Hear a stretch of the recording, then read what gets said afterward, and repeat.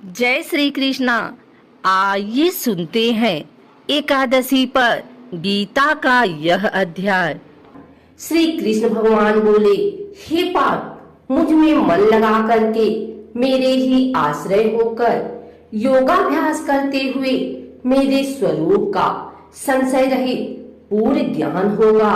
सो सुनो, विज्ञान के सहित वह पूर्ण ज्ञान मैं तुम्हें सुनाता हूँ, जिसके जानने से तुमको इस लोक में कुछ जानना शेष न रहेगा।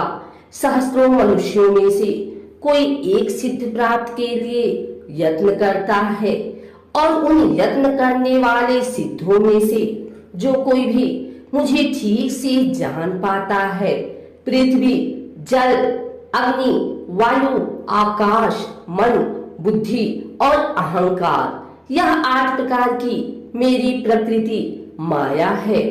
इस प्रकृति को अपरा, अचेतन अर्थात जड़ कहते हैं, और हे महाबाहो, इससे दूसरी प्रकृति चेतन है, जिसने संपूर्ण जगत धारण किया है।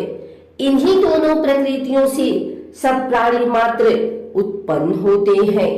ऐसा जानो, यह प्रकृतियां हम ही से उत्पन्न हुई हैं। इस प्रकार जगत की उत्पत्ति और प्रलय का कारण मैं ही हूँ। हे धनंजय, धागे में जिस प्रकार मणि पिरोई जाती है, उसी भांति यह संसार मुझ में गुथा हुआ है। मुझसे परे और कुछ भी नहीं है। हे कुंती पुत्र, जल में, रस में मैं ही हूँ। चंद्रमा और सूर्य में प्रभा मैं ही हूँ। सब वेदों में प्रणव मैं ही हूँ। आकाश में शब्द तथा पुरुषों में जो पौरुष मैं ही हूँ। हे अर्जुन, पृथ्वी में जो सुगंध है तथा अग्नि में तेज मैं ही हूँ। सब प्राणियों में जीवन और तपस्वियों में तप मैं ही हूँ। हे पार्थ, संपूर्ण प्राणियों में सनातन बीज रूप मुझको ही जानना। बुद्धिमानों में बुद्धि रूप और तेजस्वियों में तेज मैं ही हूँ। हे भारतगण, काम और रोग रहित बलवान पुरुषों में बल और पुरुषों में धर्म के विरुद्ध न जाने वाला काम मैं ही हूँ। जितने सात्विक, राजस, तामस पदार्थ हैं, वे सब मुझसे ही उत्पन्न हुए हैं, परंतु उनमें मैं नहीं रहता हूँ, ये मुझ में है। सत्व, रज, तम, ये तीनों गुणों के भावों से यह सारा संसार मोहित हो रहा है। इस कारण यह इससे परे मुझ अव्यय परमात्मा को नहीं जानता। मेरी यह गुणोमयी और दिव्य माया अत्यंत सुंदर है। जो मुझको अनन्य भाव से भजते हैं, वे इस माया को पार कर जाते हैं। जो पापी, मूढ़, नराधम माया ने जिनका ज्ञान हर लिया है और आसुरी भाव ग्रहण किए हुए मुझको नहीं पाते। हे भारत श्रेष्ठ अर्जुन, 4 प्रकार के मनुष्य मुझको भजते हैं।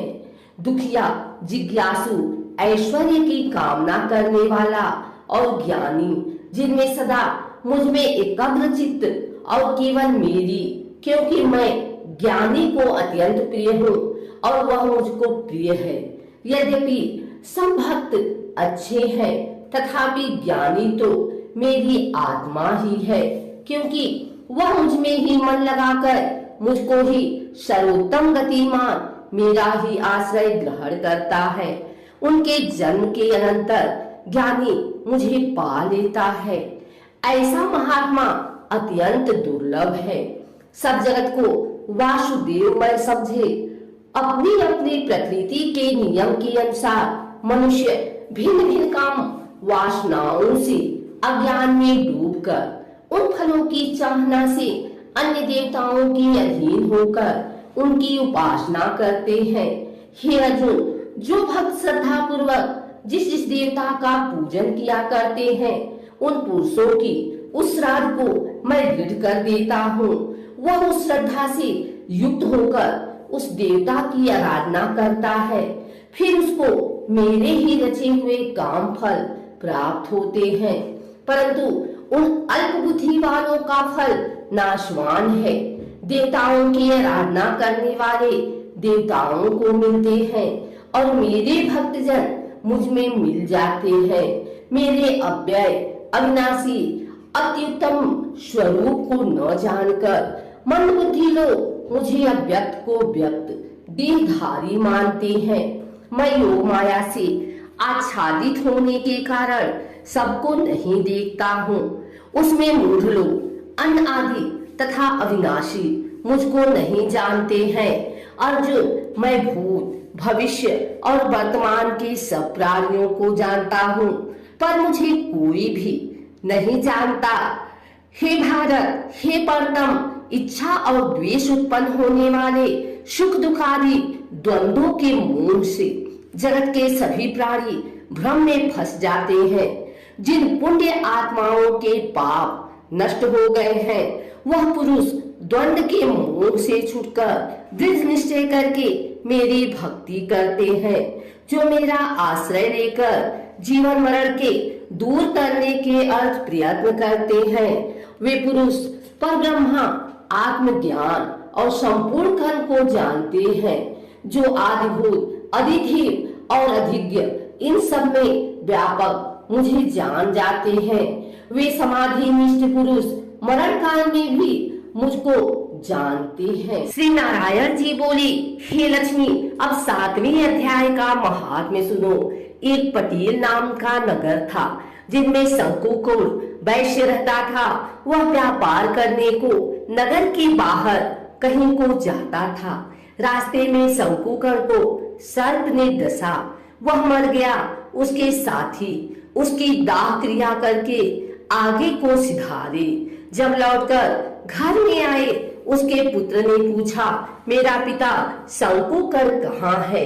उन व्यापारियों ने कहा, तेरे पिता को सर्प ने डसा था, वह मर गया और यह पदार्थ तेरे पिता का है, तू ले ले। 1 करोड़ रुपया दिया और उसकी गति कराने को कहा, क्योंकि वह अवगति मरा था। उस बालक ने अपने घर आकर ब्राह्मणों से पूछा कि सर्पदशी की गति कैसे करानी चाहिए। पंडितों ने कहा, नारायण बलि करवा दो। ऊँट के आटे का पुतला बनाया, चुनिया चढ़ाई, जैसे विधि किया। बहुत ब्राह्मण जिमाए, श्रद्धा पिंड पत्तल करवाया।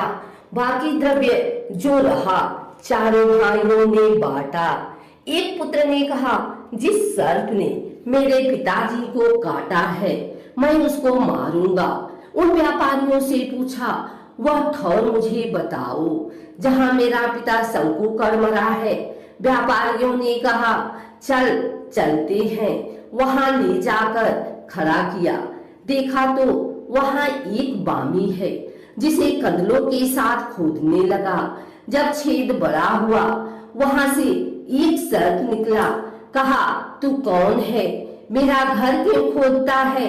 उस बालक ने कहा, मैं शंकुकुल का पुत्र हूँ, जिस सर्प ने मेरे पिता को मारा है, मैं उसको मारूंगा। तब सर्प ने कहा, हे पुत्र, मैं तेरा पिता हूँ, तू मुझे इस अधमदेह से छुड़ा और मुझे मत मार। यह मेरा पूर्व का कर्म था, सो मैंने भोगा। तब पुत्र ने कहा, हे पिता, कोई यत्न बताओ जिससे मेरा उद्धार हो। तब उस सर्प ने कहा, हे पुत्र, किसी गीता पाठी ब्राह्मण को घर में भोजन करवा और उसकी सेवा कर, उसके आशीर्वाद से तेरा कल्याण होगा। तब उस बालक ने अपने घर और नगर में जितने गीता का पाठ करने वाले थे, तीन सबको बुलाकर गीता जी के 7वें अध्याय का पाठ करवाया और उनको भोजन करवाया। तब उन साधु ब्राह्मणों ने आशीर्वाद दिया। तत्काल वह अधम देह छूटकर देव देह पार विमान पर चढ़कर आकाश मार्ग को जाता हुआ अपने पुत्र को धन धन करता बैकुंठ धाम में जा पहुंचा।